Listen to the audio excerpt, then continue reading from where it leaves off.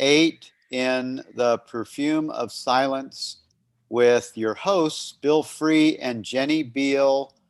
Hi, Jenny. Hi, Bill. Hi, everyone. We're so happy that you're here again this week, and we're looking together at another interesting title, An Explosion of Freedom. So this is a time where we get to really look into the idea of the explosion. Oh, let me turn that off. Oops. Hi, Bill. Got to be faster at that. Yeah. So this week we're looking at an explosion of freedom, and I like some of the, and I think we'll go to page 122. Does that sound right, Jenny? Yeah, I think that's That's right. about halfway, because then it gets into a different context. It goes into, Yes, it does. Yeah. it goes into what can we one do about the ego, and Yeah. that looks really, really good. Yes. Yeah. But this week we're going to look at the first question. The questioner said, I have had occasional experience of meeting someone when there is no them or me, but all day long we are busy meeting people. Can you say something about that? What just happened? Can you hear me, Jenny? Yes. Yes. I can hear you now. Okay, yes. good. Yeah. So we're on page 117, and the first paragraph, when I was looking at the first page, I really like his response on this. What do you think about it? It's lovely because he goes back to the essential principle of first discovering our own essential nature, of not being a separate entity before we even start thinking about others, where we find out what we really are. And then once we understand that fully, when we have a what he calls a liberating glimpse, then that understanding is always available to us just by being it. And that what that understanding brings is this recognition that there are no others. He says at some point we understand that what we truly are is this non-localized presence, non-localized welcoming. Yeah, I like the way he, Francis Lucille goes right directly to the point, doesn't he? Yes, yes. I mean, he just goes right to the point. He says, and he says in this first sentence that we have to research the true nature of our own being and understand first, just what you said, that there's nobody else. Yes, and then he talks about feeling ourselves as a welcoming space, not just a welcoming mind, but also a welcoming body. And then when so-called others come into that welcoming space, then firstly we don't feel them as being other than myself, but secondly they that feeling of non-separation then tends to transmit itself to them. So it's very beautiful. He says they feel it as friendliness and silence. And I think when he uses the word silence in this context, he doesn't necessarily mean that there are no words that are spoken, but more that any words that are spoken come directly from the totality, not not filtered through a separate ego. Whereas in the ordinary way of meeting people, if there's a feeling of separation, then there's almost a sort of negotiation between the two, and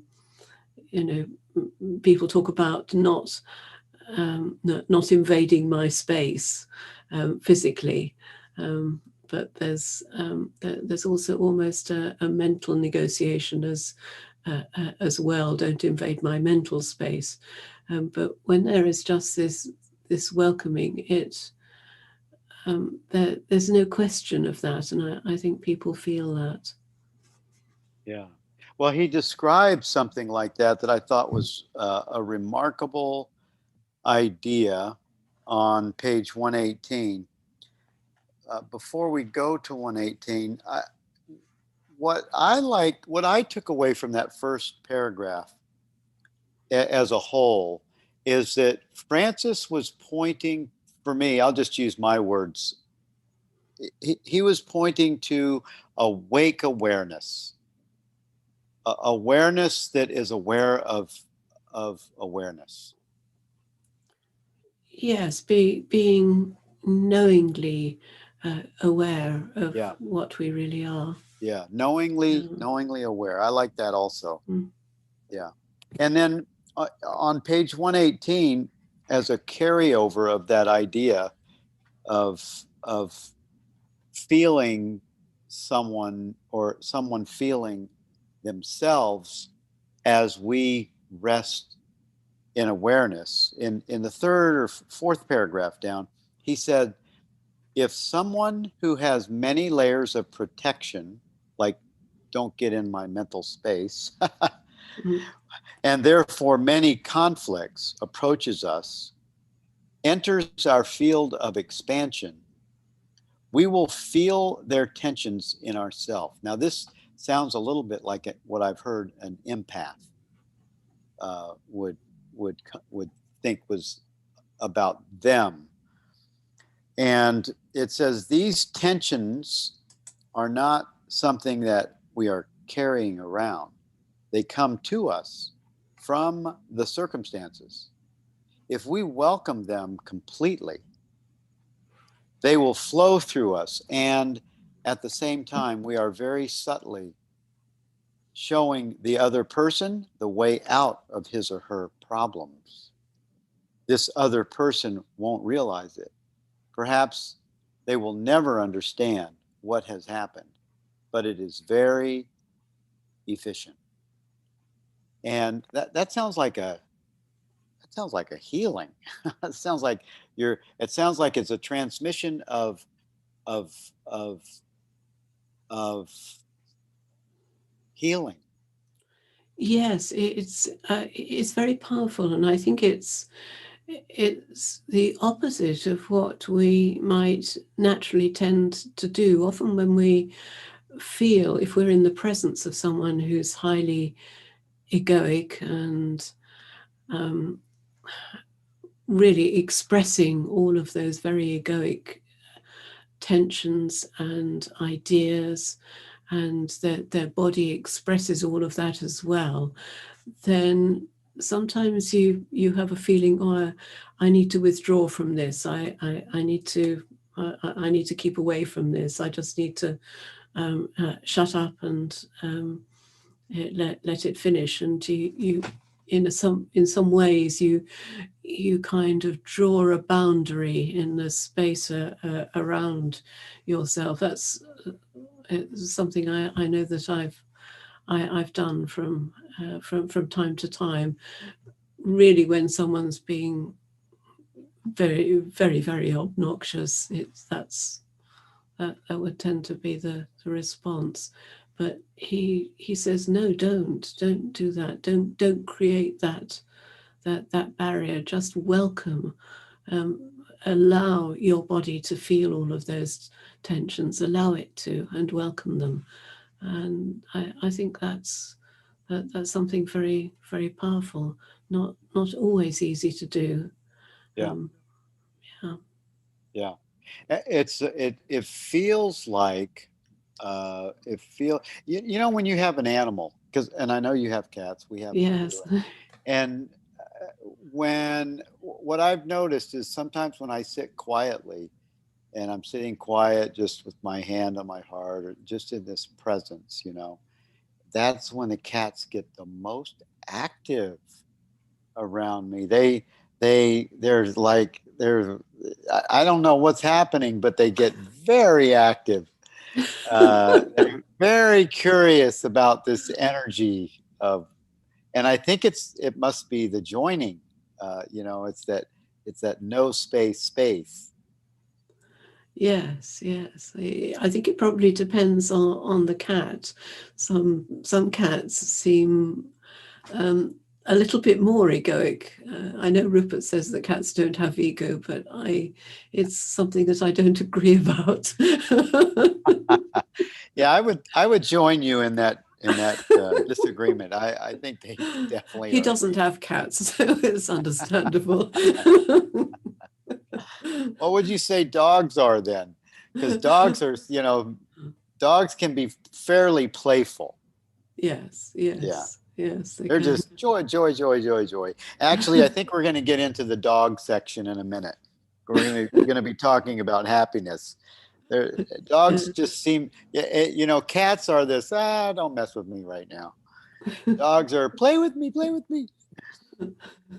So the next question is, you think, I think we covered that Yes, pretty yes, I well. think so. But you know, you use the word powerful when we were talking about that part that I feel is almost a healing element that's Yes, available. When someone says, please pray for me, or when someone brings a situation into our awareness, it could be, I mean, it seems like the best antidote or the best practice for that is to just pause quietly and join their awareness with your own awareness. Just join that person, that comment, bring it into awareness without judgment of being good or bad. Just bring it in as this pure presence, and that is joining or including this energy field.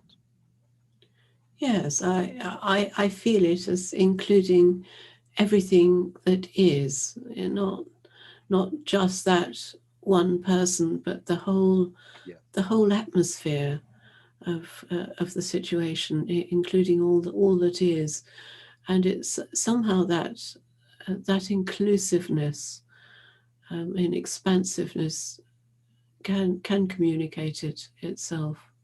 Yeah, yeah, it's beautiful. It's just a beautiful Yes, idea, and I'm very happy to hear that Francis describes it in a way. Of course, he doesn't call it healing. That's my translation of that experience, because when you're talking about another, of course, there is no other. There's only your thoughts about someone else being there. But when that energy field of time and space and relative experience comes in, the the the place to receive it is the open space of presence. yes. I think healing is actually the right word, and the reason is that I think the distress or the negative feelings that person is experiencing are all to do with a sense of separation, and it's sense of separation is what brings misery, and it is healing because it's transmitting in some way or including them in that space of oneness. You feel that oneness, that unity, and because you feel it, then Francis sometimes talks about mirroring neurons, and it's almost a physical process as well. And so it is healing. It's healing psychological misery. Mm, mm. Cool. I'm happy to hear you put it that way, and that we're in agreement. I just sort of add my own words in some of these ideas, and I don't know how relative, how in agreement that Francis may or may not be, or Rupert. And when we move to the next question, this is another great question. What is the true purpose of our existence? Yes, that's marvelous, and it's just the simple answer: happiness. Yeah. Well, and this goes back to that walk in Amsterdam that Rupert had with Bernardo Kastrup, when they were sort of pointing out all the searches, all the different variations of people's search for this happiness in whatever it is. Yes. Yes. And that's what we're all in search of. We're actually all in search of where's the water. It's like the fish looking for the ocean. We're all in search of what we are, our true self. Yes. Yes. Looking for happiness often. And then of course we make it an object of experience, so we lose ourselves in search of what we're not. Yes, it's crazy, isn't it? It is. And then when we stand still, be still and know that I am God, we think that it's like a God out there, because that's what the seers, the sages of many moons ago, over 5,000 years ago, they were thinking that idea was separate from them. Yes.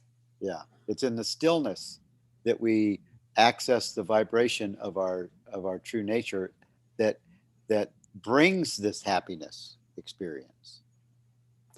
Yes, that really is this happiness. It's an integral part of it. It's an attribute of it, really, isn't it? Yes. Yes. He said at the top of page 119, I see that I create my own problems, but I do not see others as myself. It doesn't worry me. Should I just carry on? Well, I love Francis's answer to this, because you might expect him to say something like, well, if you don't yet feel like that, then just act as though it is the case. But he doesn't. Because that would have a kind of almost a moralizing tone. He doesn't say that. He says, of course, carry on as long as you're happy. And it's beautiful, because there is no moralizing in this path. If you're happy and free from worries, then that's okay. I put a question mark by the part of the question that says, but I do not see others as myself, because the questioner is looking at others as an object of experience instead of sharing the awareness experience. I think it's possible that the questioner has had an initial glimpse of his or her true nature, but it takes quite a while, usually a year or so, before people really appreciate and actually feel that other people are themselves. And it's not just other people. We're feeling everything around us, the tables, the chairs, the trees, everything, to really feel that. Well, certainly I found it took a while after that initial glimpse of what I truly am. And so I think it's really that the person is at that stage. They're being honest. They're saying, I still do see people as others. And is that a problem? Should I do something? Oh, and right. he's saying, no, don't, you don't need to do anything. You're happy. Right. Yeah. And Right. I think what will happen with Francis's teaching is very much about freedom. Rupert would have answered this question very differently. Francis's teaching is very much about freedom, and unless you have worries of any kind, he won't suggest anything at all. He will always say, "Well, that's fine. There's nothing to do. Don't if it's not broke, don't fix it." A much more gentle approach, actually, is very, very gentle and Yes. and not made up by practices or rules. And actually, Rupert doesn't have. I mean, he kind of stays away from the idea of practicing to Yes, or any accomplish. fixed or Yeah. any fixed rules, or also. But this sort of goes one stage further, really. Well, okay, that's part of the teaching, but you don't worry about it. If you've got no worries and you're happy, fine, just leave it. Right.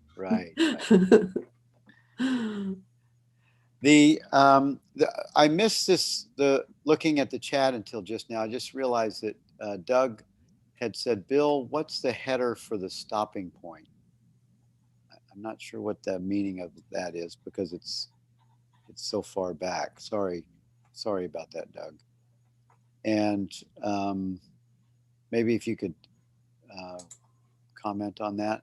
Yeah, Bill, I just mean my Kindle is an old one, and I can't translate the Kindle reference and the printed book reference. So if you can tell me what the name of the first header on the page. Oh, the stopping point. Okay, Yeah. got it. Okay. Thanks. Thanks for picking up the mic.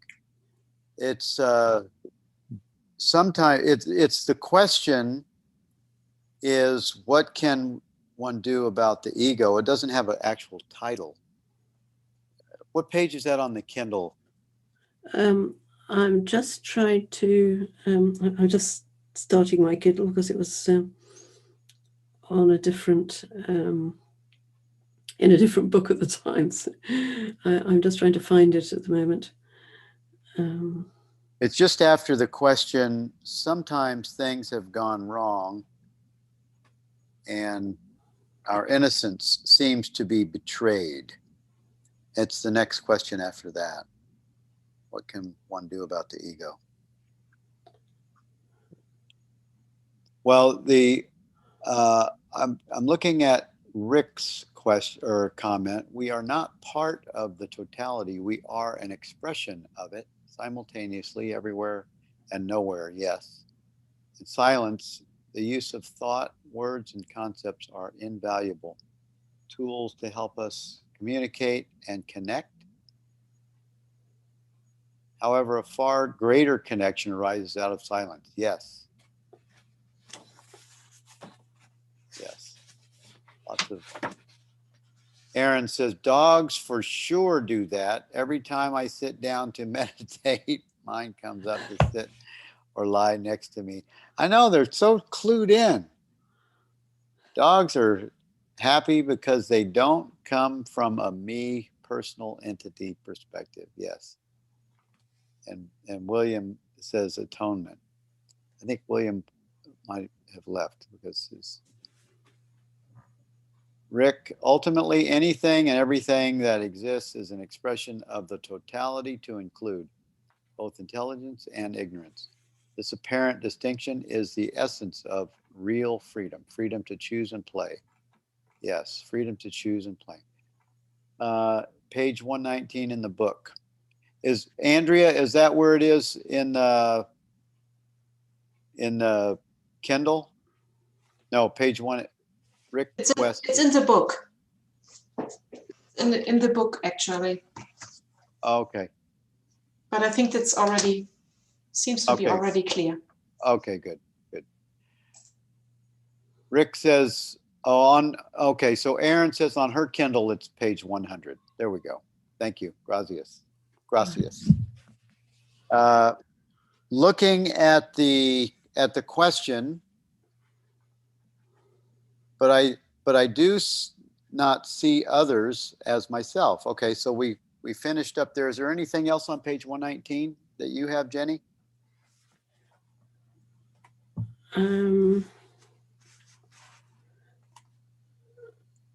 What is well, the yeah, well, there's a yes, there's the next question. I've been told that I'm self-realized, but do not know it, and that's a very common saying among some teachers of Advaita Vedanta. And I remember the Shankaracharya being asked the same question and giving an equally dismissive answer as Francis gives. And Francis says we project the state of self-realization. We project as someone who is that state.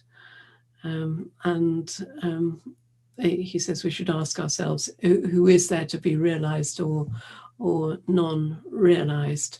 So it's really a misunderstanding which is perpetuated by quite a number of teachers of Advaita Vedanta, and that's I think where the questioner got that from. It's almost like as soon as you notice yourself asking the question, that's a good time to pause and be aware of the question. Yes, if there's a feeling of an I asking that question. Yeah. The contemplation means that it's not really a contemplation. We've dropped down into the object that's wanting to discuss itself. Yes, or any kind of question that wants a different state, wants something different from how things are now. Yeah. Any question like that, it's worth looking at the questioner. Yeah. But it can get tedious. Again, there are some teachers who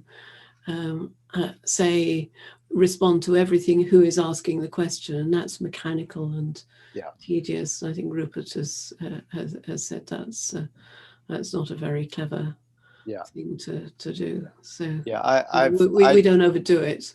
Right. I did it when I first started looking at self-inquiry, and then I realized right away that the ego loves that. Yes. It just loves to separate and with that question. And it becomes mechanical. Yeah. And the next question, I think, is probably a follow-up to that one, probably by the same question. What is the flash of enlightenment that the Upanishads speak of? And Francis is really saying, don't take everything you read in the Upanishads as being the highest level of truth. Much of it is aimed at those in ignorance who are actually not wanting or ready to appreciate the ultimate truth. Yeah. So that's something for people who tend to like to read these spiritual texts, just wanting to be careful. Yeah. Well, I did like the way he answered the next question at the top of page 120. The question is, then would it be useful to keep in mind the question, what am I? What am I? And then Francis's answer, it is not necessary to keep it in mind. However, when circumstances that bring about suffering arise in daily life, we should investigate what is it or who is it that is suffering. Yes, and he goes on to say, well, when we're happy, there's no need to ask who is happy. So again, this is about just leaving things alone. If you're happy, that's great. Just enjoy being happy. Yes. It's so simple that we miss it. Yes. Oh, I'm bored. Being happy. Yeah. Right. Okay, and then go ahead. I love what he says. a little bit later about happiness. So happiness is not the question, it is the answer. The answer is not a verbal response, it is life itself. It's Yes. consciousness itself. It is you. It is your very being. That's lovely, and it really explains why he says if you're happy, that's fine. That's it. There's nothing to do. Yeah. Yes. Well, there's a workbook lesson in the course that says God's will for us, God's will for me is perfect happiness. And if you translate that, it's saying the same thing, that awareness's will, awareness's being or essence is happiness itself. Yes, our essence is happiness. Yes. Yes. Yes. Yeah. Yes. So, and if we're not, if something is disturbing our peace, we must be giving, we must have logged into the event. We must have logged in and given our identity to something else.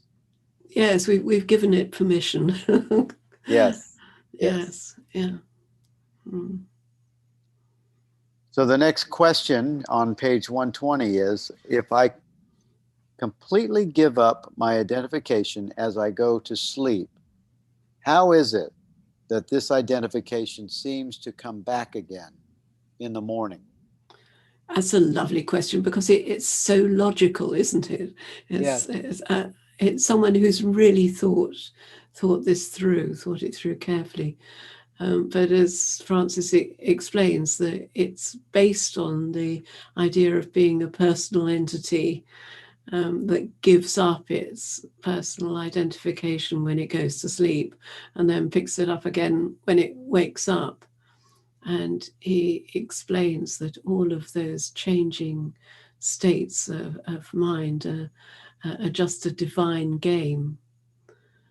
And but he uses that question to point to something very important, which is the gap between thoughts and the gap between perceptions, and the role that plays in the spiritual path, which is important. He says if we're attracted by the interval between two thoughts, if we want to abide in it, then it becomes an experience. It's not an objective experience, but it is an experience nevertheless.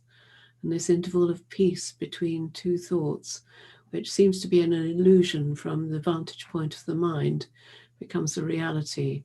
And this is also true of the interval between two perceptions or two sensations. And as this experience deepens, the so-called reality of the world correspondingly loses its tangibility. That is, it loses its reality as something outside and separate from consciousness. And I think I've mentioned before when I first came across this concept, long before I came to the direct path, was in the Tripura Rahasya. And he says that in that book, it's described, this interval is described as natural samadhi. And it says exactly what he says there, that once you get to know that, he says once you're familiar with that natural samadhi, no other samadhi, which means no other samadhi produced artificially by meditation and methods of meditation, need attract you.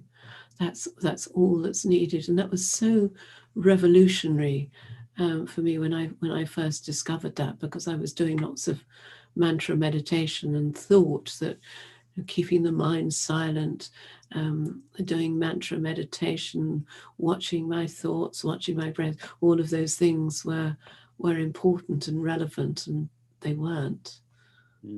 That's all that's needed to discover a pure consciousness in its pure form.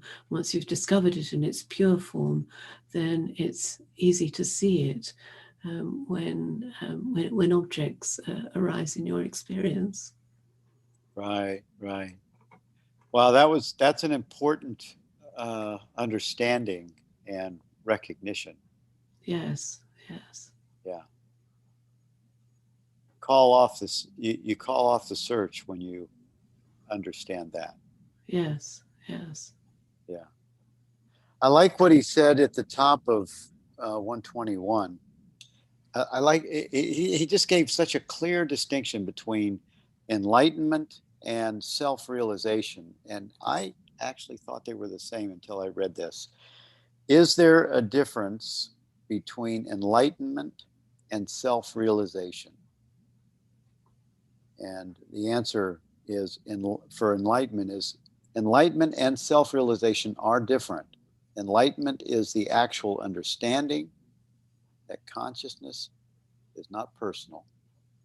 It is the experience of the timelessness, impersonality, and the limitlessness of consciousness. The seed of enlightenment is the feeling of being attracted by the truth, being interested in the truth. This seed is planted by grace. Yes, it's that interest that's important. He sometimes uses the word invited, that that you're invited back to your true self. You're invited to ask the question, what am I really? Okay, so I thought, prior to you saying that just now, I thought that our desire to know the self is what initiates that.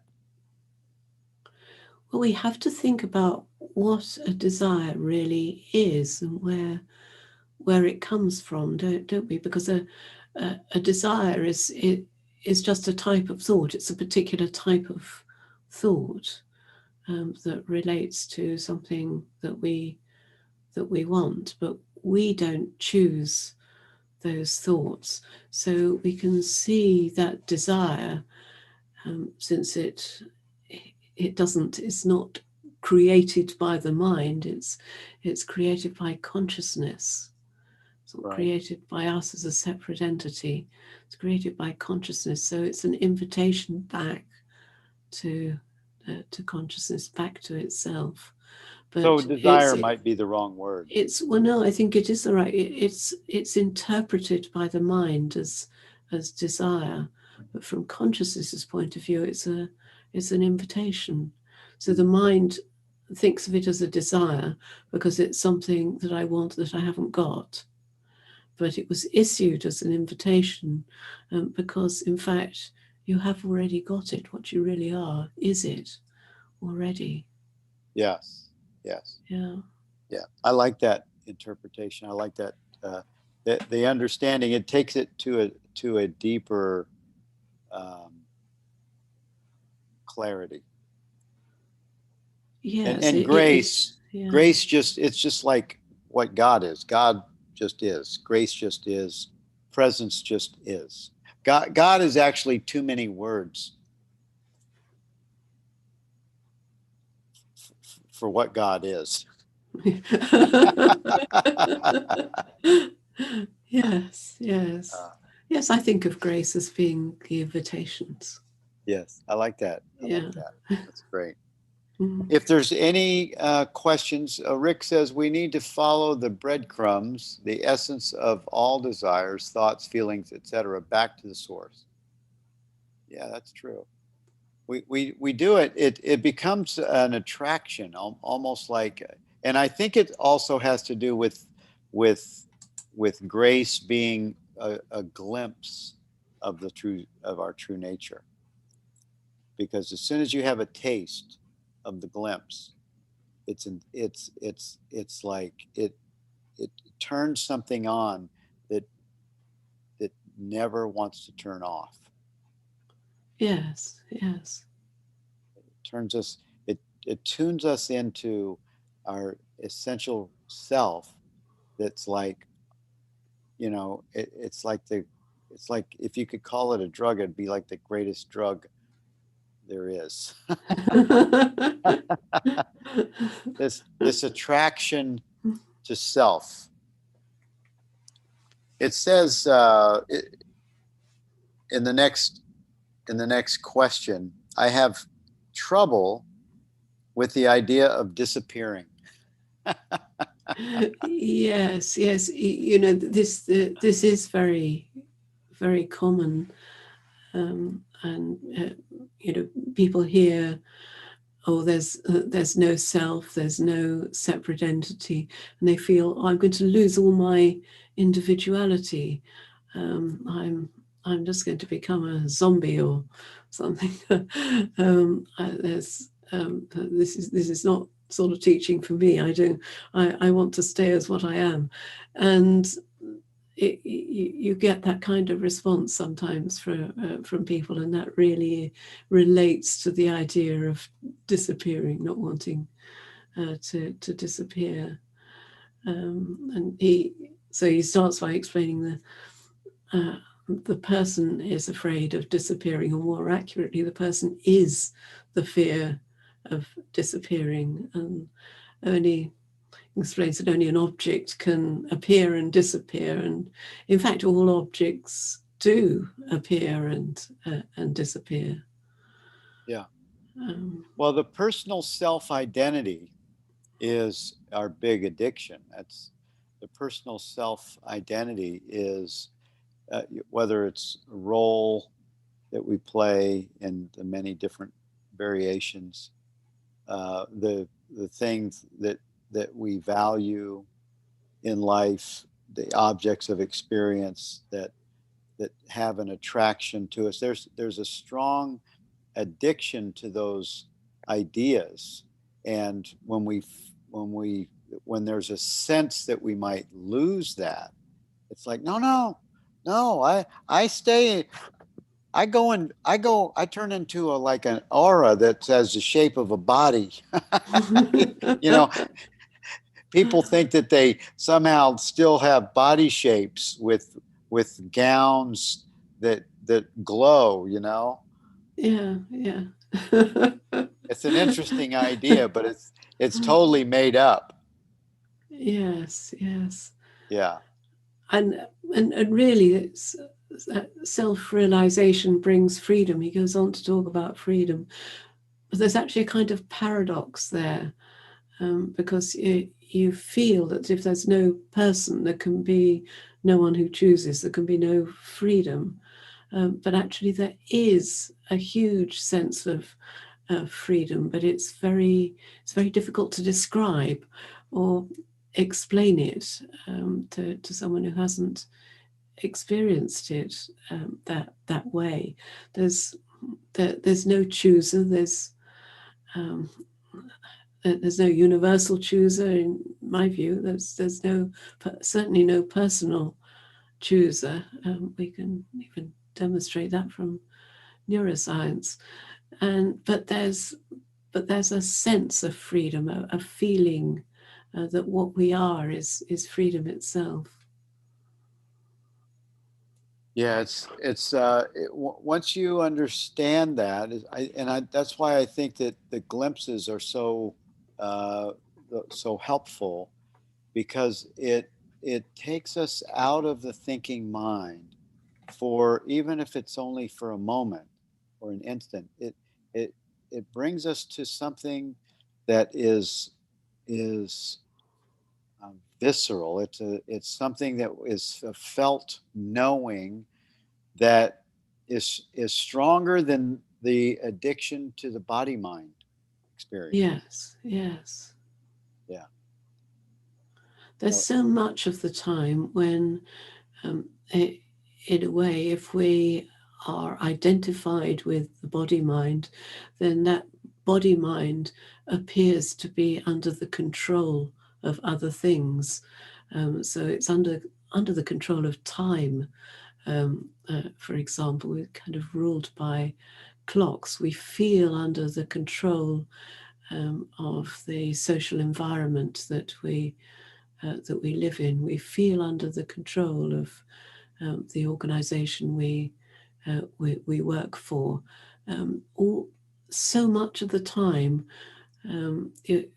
looking back, I can remember feeling under the control of something else and not having any control. And in fact, we don't have any control, but somehow there's still this sense of freedom there, and the fact that we don't need to control anything. Everything just happens as it is, as it wants to, and it's a great relief in a way, not feeling under the control of anything else. Yes, I liked it where he mentions that we become or we experience spontaneity. We experience, our experience is a spontaneity or a spontaneous experience, and he mentions that in two places.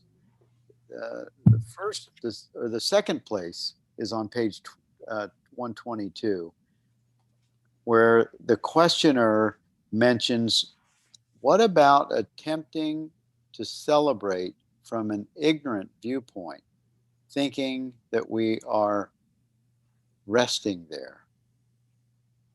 And Francis gave a Francis Lucille coined answer to that. Celebration is spontaneous. It comes from joy itself. Contrived celebration is not celebration. True celebration comes on the spot. It has its own flavor. It doesn't come from the feeling. I have realized that would be the wrong premise. True celebration doesn't have any explanations, any verbalizations associated with it. It is just an explosion of freedom. When we are here together, there are moments when we feel this sweetness, like family. When we feel this perfume, that is the celebration. And he was referring to being together for a retreat, but I feel it also applies to us being together on Zoom. There is a special atmosphere, and it's lovely. It's lovely when people come on screen and we talk.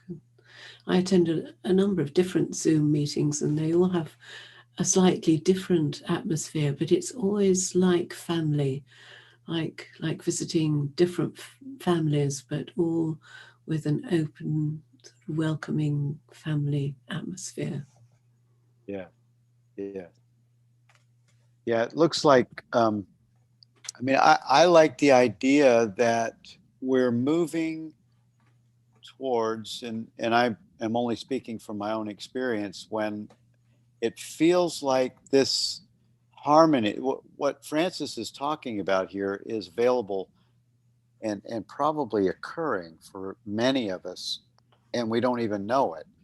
But when we make ourselves available to this spontaneity, to the grace, to this presence, by just allowing and not pushing, not trying to become or do things, then the universe will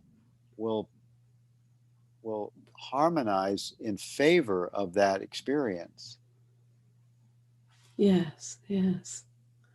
I love what he says about living a normal life as well. He says life doesn't need to be different. We can live a normal life. It's okay to work, to make money, to make life easy for ourselves and our family. Everything is okay. And I remember at one of Rupert's retreats, some friends were talking at lunch about Rupert's son, who wanted to study economics. And they speculated that this was a teenager reacting against his father and what his father did, and felt that Rupert must be disappointed. But my response was, well, how wonderful the possibility of an enlightened economist who might really understand what drives economic cycles, who might really discover more effective economic levers that really benefit the well-being of society. There's no job, I think, in my view, that doesn't benefit from an understanding of our true nature and the nature of the world. Yeah, that's being open to the unfolding of the direct experience and influenced by culture. Yes. Yeah. Yeah. The last question that we have is, sometimes things have gone wrong and our innocence seems to be betrayed. Yes, this is interesting, isn't it? He says we have to understand, and this usually happens in retrospect, that it is precisely this betrayal of innocence that has led us to innocence. See that every event in our life was exactly what was needed at the moment it occurred in order to keep us on the track that led us to the truth and that led us to innocence. And I think that probably needs a bit more explanation.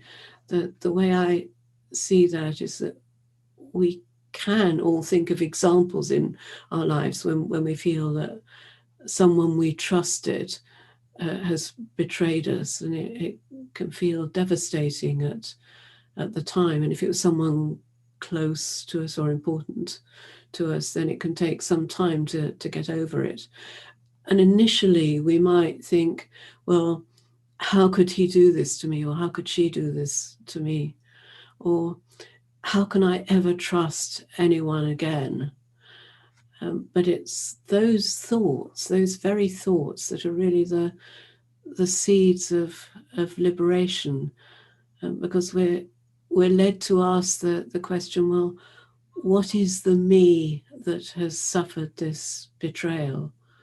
Or we may see for ourselves that it's really foolish, as Rupert has said, as well as Francis, to place our trust anywhere other than in the real self.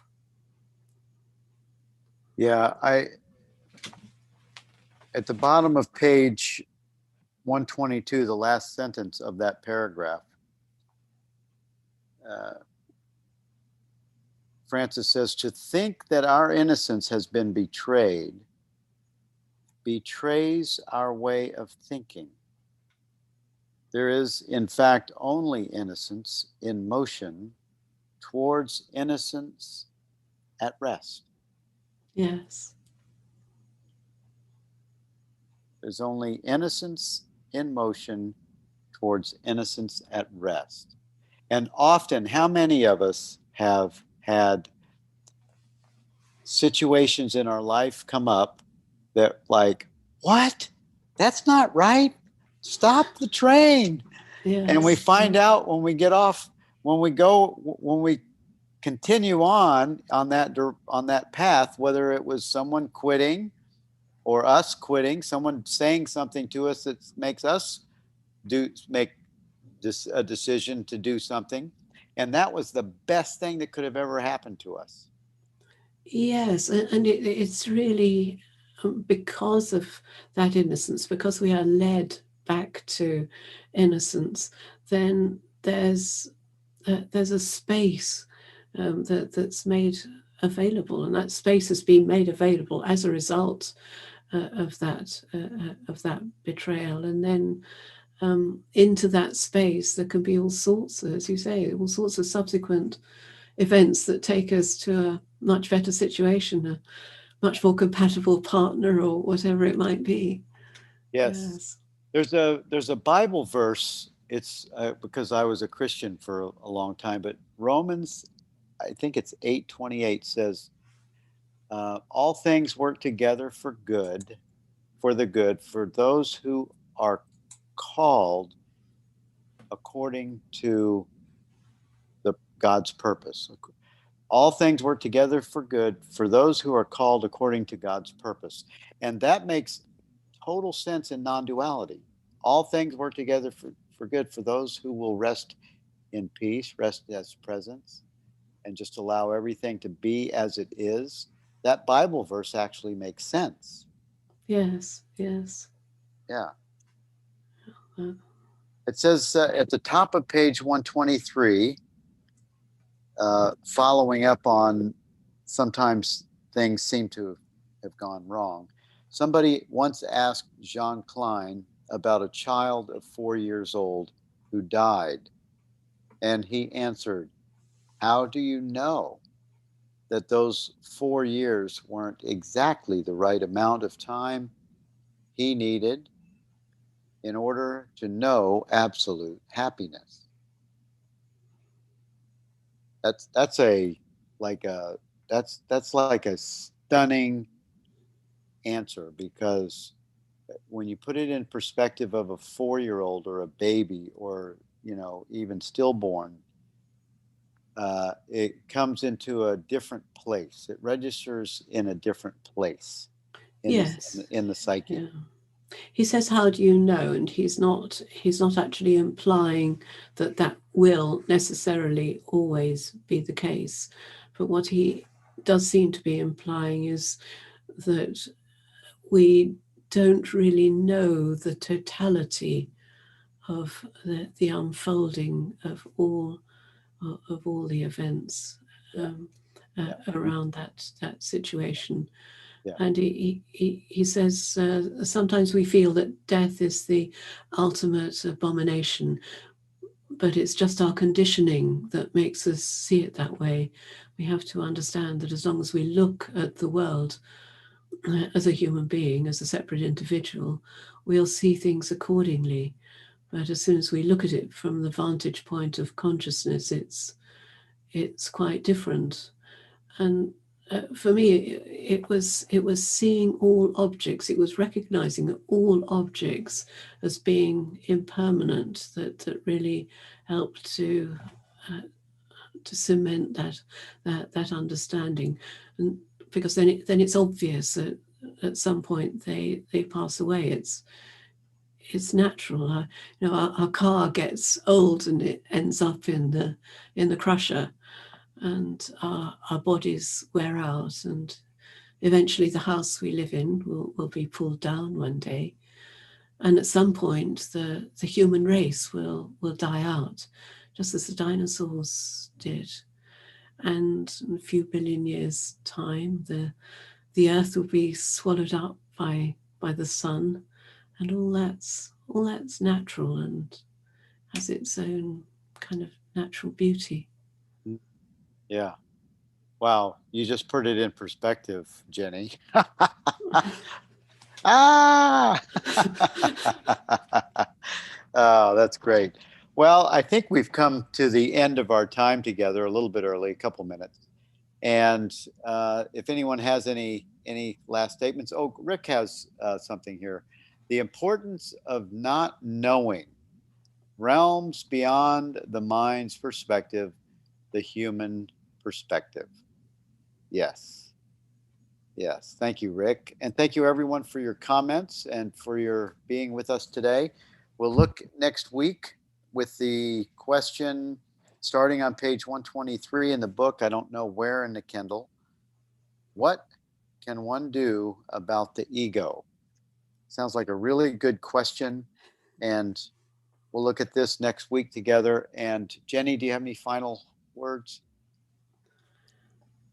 I think my only final word would be about happiness. And when you're happy, just enjoy being happy. And when you're not happy, then just investigate the one that seems not to be. And it's so simple, really. Yeah. That sounds good. I was just thinking, when you're happy and you know it, Clap your hands. Absolutely. That's perfect. All right. Love you all. See you next week. Bye-bye. Thank you, everybody.